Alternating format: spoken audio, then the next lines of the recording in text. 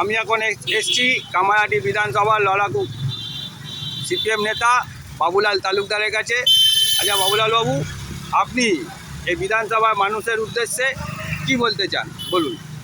আমরা বলছি যে এই দুঃসময় দাঁড়িয়ে সারা পশ্চিমবাংলাতে যখন সমাজ ব্যবস্থাটাকে একেবারে খান করে ফেলেছে এবং সমস্ত অন্ধকার দিকগুলো পরিস্পুষ্ট হয়ে উঠেছে, শিক্ষা, স্বাস্থ্য, খাদ্য, যেখানে তাকাবেন সেখানেই অন্ধকার আর দুর্নীতি।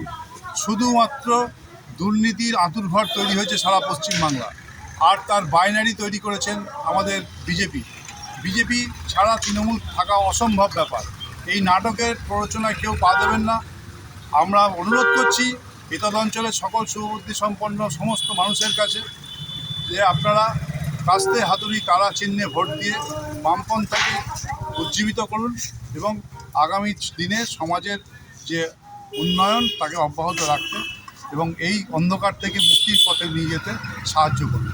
অসংখ্য ধন্যবাদ বাবুলাল বাবুকে।